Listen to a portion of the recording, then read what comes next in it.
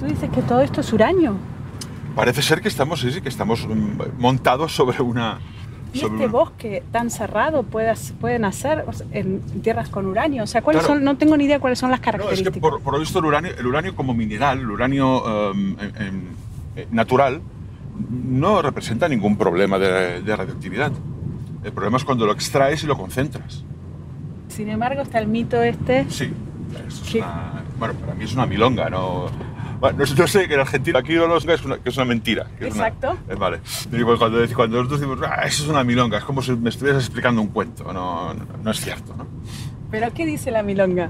Bueno, pues eso de que aquí estamos en esta región, en esta zona, estamos todos un poco alterados, mentalmente alterados, porque estamos viviendo encima de una masa de uranio y la radiación nos afecta. Mentalmente. Yo no creo que sea verdad. Estas voces que oigo son por otra cosa, seguro.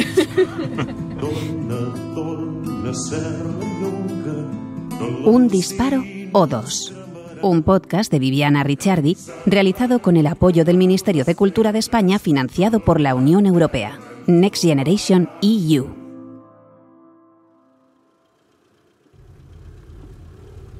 La autora y su casero, vecino y amigo, Julio Silva, continúan el viaje hacia Vilanova de Sau, donde se entrevistarán con algunos protagonistas de la gesta antiuranio de 1979. Transitan por un camino rural, pedregoso, que une Rupit y Vilanova de Sau. Julio conduce, Viviana pregunta, Tomás graba todo. Por eso podemos escuchar esa conversación. Esto debería una broma. Pero sí que es cierto que hay muchos casos de suicidio en la zona.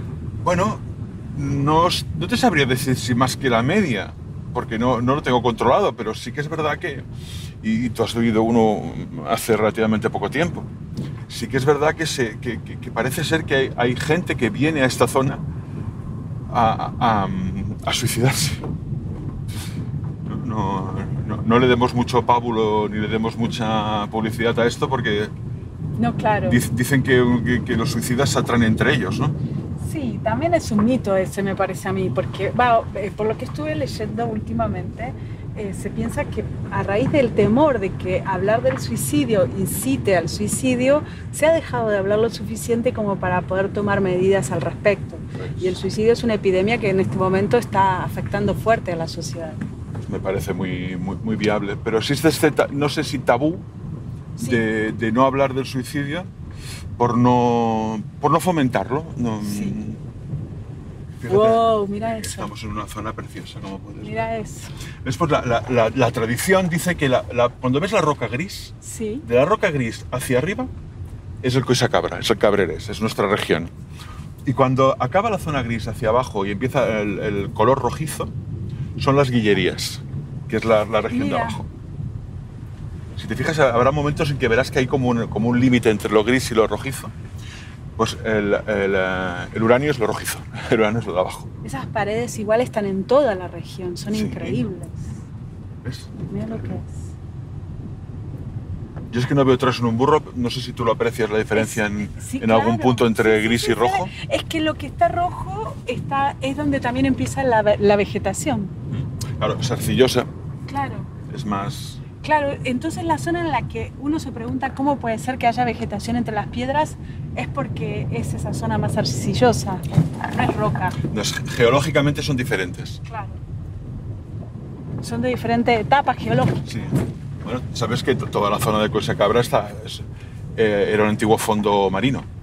Ah, no sabía. Sí, ¿no te has fijado cuando vas a correr? Fíjate en el suelo.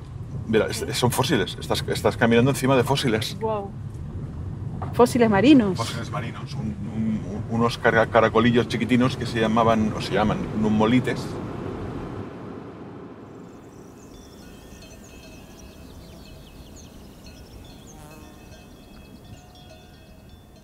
Juan, mi pareja, y yo llegamos a Rupit el 21 de marzo de 2023, con la primavera. Veníamos del verano del hemisferio sur, pero saltamos el otoño y el invierno y mágicamente estábamos en la primavera del hemisferio norte. Veníamos con un auto de alquiler cargado con las 4 valijas con las que habíamos cruzado el océano, más la compra de Ikea que había realizado desde Buenos Aires, previendo la llegada a una casa vacía. Todavía hacía frío aquí arriba. Un frío invernal que se sintió en cuanto abrimos la puerta del coche para saludar a Julio y su hijo Sergi, que nos esperaban en el parque. Como adelantando que así sería la relación, antes de traernos a conocer la casa, nos invitaron a comer a la Fonda Marsal, la más tradicional del lugar. Subíamos el camino de ingreso y pensé en la primera dificultad que se presentaba. Soy corredora. Todo mi equilibrio físico y emocional depende de que pueda correr unos cuantos kilómetros diarios, pero vengo del llano, no sabía correr en montaña. Consulté a Julio al respecto, que sonrió como si le hubiera hecho una broma, una milonga tal como él la llama, y me aseguró que en toda la zona no existe ni un solo lugar llano. No imaginamos ninguno de los dos que en poco tiempo más me transformaría en una corredora de montaña. Fíjate en el suelo cuando vas a correr, me dice Julio.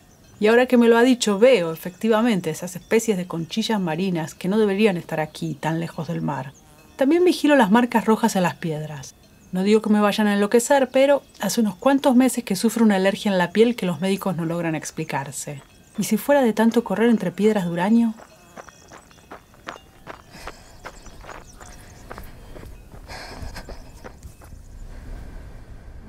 ¿Y esto fue tierra de íberos? Sí, claro. Sí, aquí hay muchos restos íberos y anteriores, y neolíticos y paleolíticos. Esto siempre ha estado habitado, siempre. Porque es una zona muy húmeda, ¿no? Bueno, es una zona rica en caza. Ah, claro. Aquí había muchos recursos de caza. Sabes que hay muchos dólmenes, muchos menires de época neolítica. Y hay zonas... Está la tumba antropomórfica del... Sí, pero eso es posterior. Es carolingia. Es de la época de las invasiones de los francos, de los carolingios. el corazón, yo creía que era paleolítica. No. Las tumbas antropomorfas, excavadas en la roca, es una tipología de enterramiento que está muy bien datada y es carolingia. Siglo VII, siglo VIII. Bien. Bueno, igual bastante antigua, ¿no? Igual bastante antigua, sí. Digo. Bueno, fueron los carolingios, claro. Fueron los que cuando ante la presión de los árabes que venían del sur, pues los carolingios crearon la marca hispana, que fue para defenderse para que no siguieran subiendo los árabes. Y esta zona fue carolingia. Aquí se formó la marca hispana. Esto es la Cataluña antigua, la Cataluña bella, la Cataluña catalana. La verdadera. Que dicen los de por aquí. Mira, esto es súper rojo. ¿Ves? Sí, exacto. Aquí ya estamos en zona roja, en zona de tierra roja. Pues esto para nosotros eso ya serían las guillerías. Ya hemos salido de nuestra región, hemos salido del Coixacabra. La diferencia del color. Nunca me había fijado hasta que no me lo dijiste, claro. Este camino, mi mujer y yo tenemos la costumbre de hacerlo 4 veces al año. En primavera, en verano, en otoño, claro. Y en invierno. Es completamente diferente. Sí, totalmente. En otoño debe ser todo rojo. En otoño también. Todo rojo, precioso, todo, desde los verdes que se conservan, porque hay árboles de hoja perenne, desde los verdes hasta toda la gama de ocres, amarillos, rojos de las hojas caducas. Es precioso en otoño. En invierno, si nieva, pues no te digo nada, todo blanco, precioso. Y en primavera, cuando brota el verde clarito. Sin embargo, por el tema de la lucha anti-Urani, estuvo movilizada toda la región del Coixacabra. Sí, sí, pero es que lo que hemos hablado alguna vez, tú y yo, Vivi, es curiosísimo que se ha olvidado. O sea, la gente, tú has tenido la oportunidad de hablar con gente de aquí como yo. Gente, cuando te digo gente de aquí, te digo gente nacida aquí, de sí. Padres de aquí, de nietos de abuelos de aquí, que no tenían ni idea de todo esto. Sí. Que la primera noticia, curiosamente, se la hemos dado tú y yo preguntándoles. Y no lo sabían. Yo alucino de que una cosa como esta, una supuesta victoria épica de un David contra un Goliat, un David que eran cuatro mataos de 4 pueblecitos del culo de Cataluña y perdidos en la montaña, sin ningún poder político, ni económico, ni por supuesto militar de ningún tipo, pudieron vencer no solamente a una multinacional americana de primer orden, no solamente eso, sino también al gobierno español. Des de Sau a la Cellera, des del Far al Matagalls, el Trabuc d'en Serrallonga tornarà als amagatalls. La gesta épica de un David contra un Goliat tentaría a cualquier cuentista, y me ha tentado a mí, por supuesto. Lo primero que hice con el relato de Julio fue buscar material en internet. Había mucho sobre el accidente de la bomba de Palomares. Hasta había investigaciones y podcasts sobre el proyecto Islero, como llamaron al plan para desarrollar la bomba atómica española, pero no había nada sobre el movimiento antiuranio en Osona. Como dice Julio mientras bajamos hacia Vilanova de Sau para entrevistar al alcalde, que también había sido alcalde en aquella época, preguntamos a los vecinos de Rupit, pero ninguno se acuerda del tema. Me acerqué entonces a la biblioteca Manlleu y consulté con las recepcionistas, que me llevaron a su vez con la directora, que sí tenía información, porque justamente unos días antes había ido alguien a consultar la hemeroteca con un pedido similar. Es que faltaban pocos días para el festival Visca la Tierra, Viva la Tierra, uno que nació justamente en esa lucha y se extiende hasta nuestros días, aunque con distinto fin. Aquí van unos fragmentos que he resumido de la cobertura que hiciera el diario Manlleu del movimiento. Manlleu publicació. 16 de juni de 1979. Deixem en pau al urani. Dejemos en paz al uranio. Últimamente se ha firmado en Madrid el acuerdo entre una empresa americana y los representantes de la administración en relación a la extracción del uranio de Les Guilleries. Según han manifestado los medios informativos más destacables, este acuerdo se llevará a cabo pronto. En la comarca hace unos meses que hemos comenzado a formar diversos comités antiuranio en cada pueblo, y se ha llevado a cabo una tarea informativa. El uranio, además de otros servicios, tiene dos funciones primordiales: como materia básica para las centrales nucleares y como elemento propicio para las armas nucleares, entre ellas la bomba atómica. Nosotros estamos en contra de estos servicios, que se quiten de encima de la tierra esos señores, y no porque sean americanos, sino porque antes de hacer cualquier paso, pedimos, exigimos, que se realice un referéndum sobre la cuestión. Señores de Madrid o del Pentágono, guárdense de alterar la ecología. Ya saben que no es cortés eso de meterse en casa de otro. La intervención del extranjero tiene que ser medida. Ah, y si lo hacen, estamos a punto. Los campesinos de todas las masías tienen una lista de teléfonos de todos los antiuranio de Osona que no tardarían en llegar. No queremos asistir a la destrucción de nuestra tierra desde aquí. No queremos ser cómplices de un negocio que ni nos va ni nos viene. No queremos sentirnos culpables de las reiteradas muertes y destrucciones alrededor del mundo a causa de la ley del más fuerte. Señores presuntos invasores, en Osona, en Manlleu, estamos muy bien con el uranio bajo tierra. Tenemos ganas de vivir como hasta ahora, con el matagal salvaje, con el far ventoso, con Tabertet y Sau, como siempre han sido, naturales y robustos, sanos y preservados de las malas influencias. Este equipo de redacción se posiciona firmemente al lado de toda la gente, que creemos que es mucha, que lucha contra estos intentos de explotación.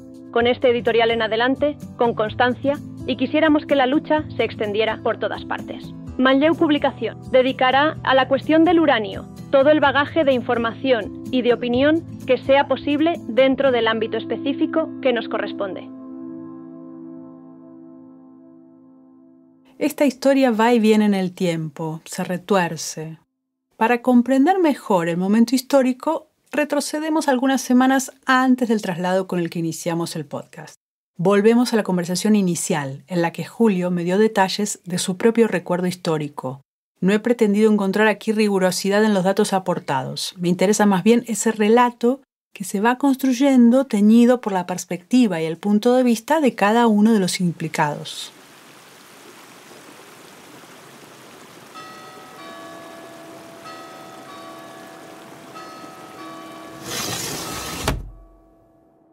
Hasta donde yo tengo entendido, se constituyó una sociedad mixta entre el Ministerio Español de Minas y la empresa americana Chevron.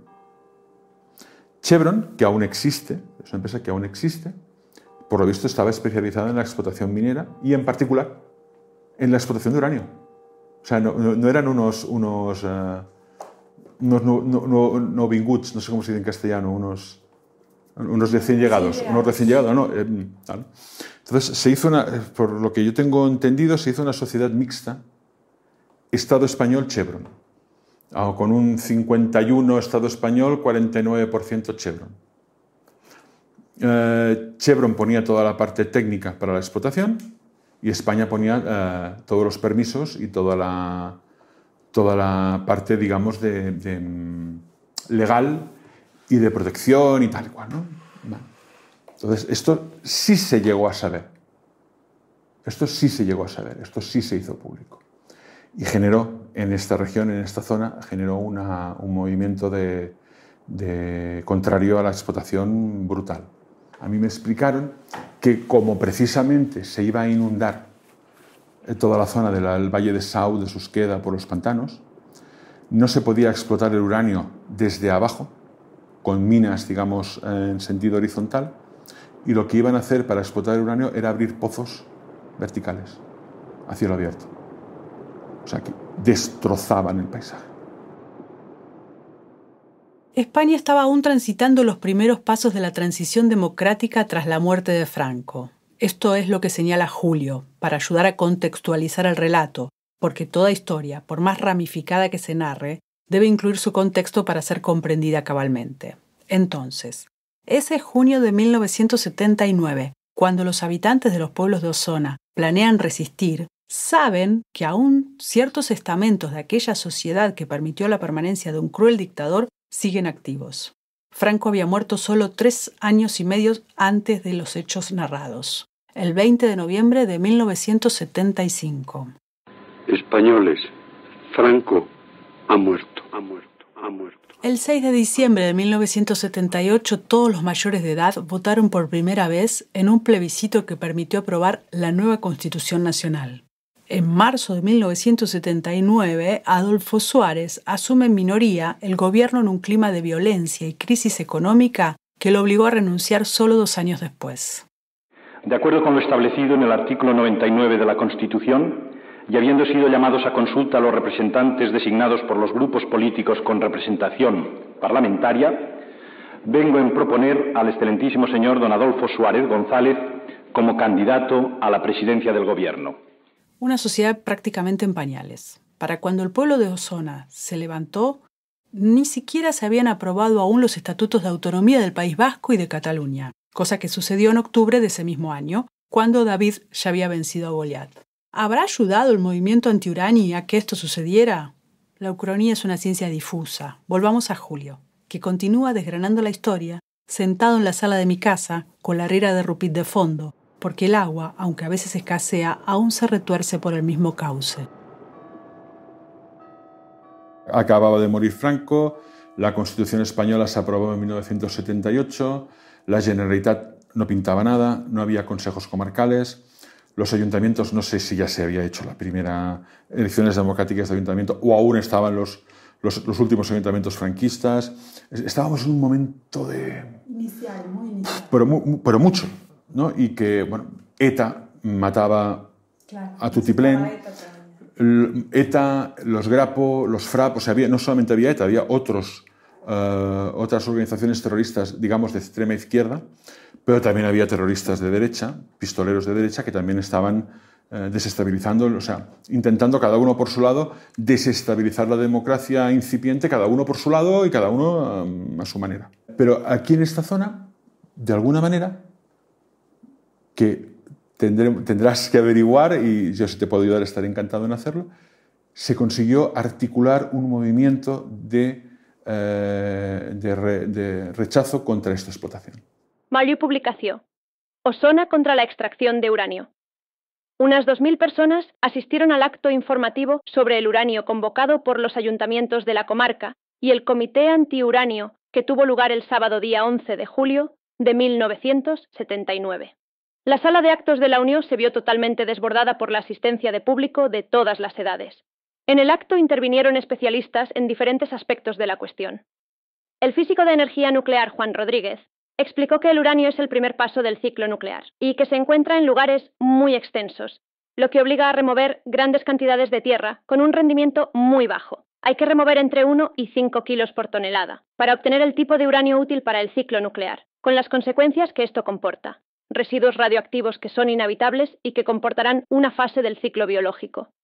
El médico Eduardo Rodríguez se refirió al problema de la radioactividad, diferenciando 2 niveles, el de la salud de los trabajadores de la explotación, más expuestos a los cánceres de pulmón, y el de la población en general, a la que afecta la explotación a menor escala. Se habló de las personas más expuestas entre los habitantes, como pueden ser los niños, las mujeres embarazadas y las personas mayores, que se ven afectadas por la radioactividad ambiental, que se añade a las consecuencias de la contaminación general. Afirmó también que el problema es que la radioactividad provoca cánceres, leucemias y problemas de malformaciones hereditarias. Se trató este tema al referirse a diferentes estudios que demuestran la validez del que se denomina mínimos tolerables de radioactividad, establecidos por organismos internacionales. También se mencionó que todas las industrias nucleares generan escapes de radiación intolerables para el ser humano. Las intervenciones se cerraron con una manifestación que culminó con una reunión donde los asistentes decidieron continuar con la movilización y se comprometieron a continuar luchando contra la explotación del uranio en la comarca. Los diferentes grupos antiuranio continúan organizando acciones informativas para evitar la extracción de uranio en la zona. Lo maravilloso de este movimiento antiurani es que se manifestaba en forma pacífica, a través de asambleas informativas y manifestaciones artísticas, obras de teatro, recitales. Durante esos meses de lucha se investigó y se produjo una buena cantidad de material académico para describir los posibles alcances de la contaminación por uranio. Aunque tampoco debe soslayarse que hubo algunas acciones menos santas, aunque también comprensibles. Así lo relata Julio. De repente parece que un primer día aparecieron por aquí los primeros ingenieros técnicos de Chevron americanos, que venían ya, ellos ya con su documento firmado por el gobierno español de que ellos ya eran los reyes del mambo, pues venían aquí a hacer las primeras sondeos, prospecciones, primera toma de contacto, ¿no? La gente del territorio se enteró de que ya había americanos por aquí dando vueltas. ¿Por qué se enteraron? Porque fueron al hostal, Hello, I am American, no sé, y ponía Chevron en la chaqueta. O sea, que venían a cara descubierta. Sí, ellos tenían el permiso, venían y tal. Bueno, aquí empezó a correr la voz, que si esto, y parece ser que esta es la parte que ayer me dijeron que no recordaban, pero yo esto a mí me lo han contado aquí, hace años aquí, y también lo he leído por alguna parte. Un grupo de gente de aquí se organizó para ir a por ellos. Entonces les medio secuestraron, les medio retuvieron. En aquella época no había ni teléfonos móviles, ni portátiles, ni conexión vía satélite, ni teléfono satelital, nada. O sea, lo que tenían era planos en papel. Tenían cartas topográficas, planos en papel, no había nada más. Les requisaron requisar de una manera fina de decirlo, se les llevaron toda la documentación. A mí me contaron, ayer me lo negaron, pero a mí me contaron que les destrozaron los coches, los 4x4, los camiones, la maquinaria que... ¿Hubo o no hubo ciertas acciones violentas? ¿Opacaría la gesta que las hubiera habido? ¿Quién puede saberlo? Lo que sí podemos afirmar es que si las hubo, no fueron graves. No hubo daño humano alguno. Pero claro, si los protagonistas aún son personas públicas, será difícil que lo relaten. Para averiguar estos y otros detalles, Julio y yo seguimos descendiendo hacia Vilanova de Sau. Ahora, ¿no crees que tal vez esto, por ahí es muy delirante lo que se me ocurre, pero te lo pregunto, que tal vez este movimiento anti-urani haya sido como el cimiento o la base de los movimientos independentistas catalanes posteriores? No, tanto como eso no me atrevo. Como un abono más, sí. Claro. Como un abono más, sí. Pero el movimiento independentista catalán existe desde mucho antes. Ha tenido muchas fluctuaciones. Ahora estamos en un punto álgido del independentismo.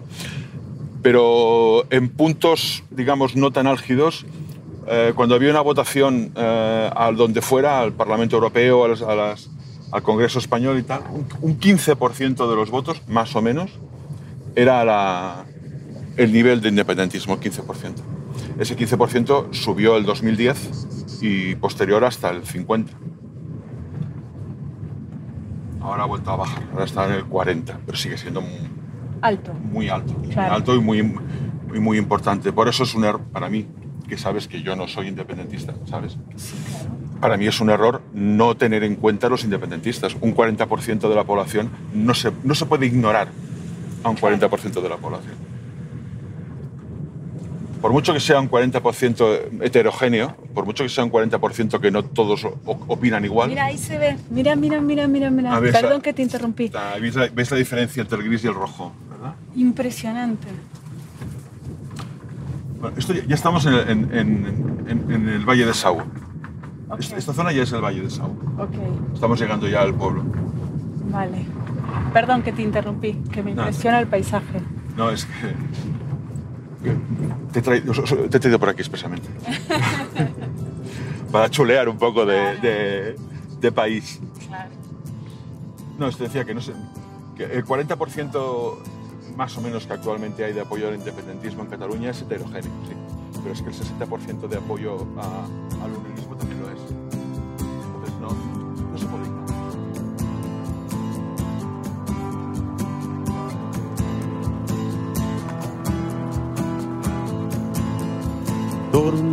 Torna, Serrallonga, que l'alzina ens cremaran, que ens arrancaran les pedres, que la terra ens robaran.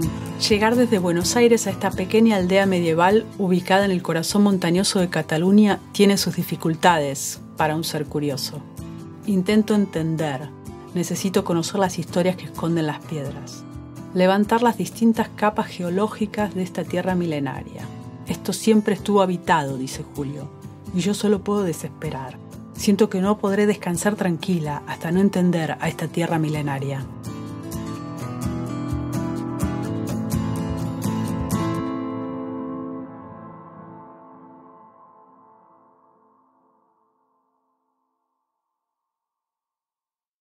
Este es un proyecto transmedia y autogestivo de un grupo de creadores independientes. Si te ha gustado y quieres apoyarnos, puedes ser de gran ayuda recomendando este podcast. Te necesitamos para sostener nuestro trabajo creativo independiente. Visita undisparoO2.es para fotos, documentos y material extra. No olvides que este es un proyecto transmedia, una narrativa expandida que se derrama en el libro Después Partir, de mi autoría, editado por Manos de Pan y disponible en librerías. Este podcast cuenta con la colaboración del Ministerio de Cultura de España y su financiación a través de los fondos Next Generation de la Unión Europea. Gracias por estar ahí. Nos vemos en el próximo episodio.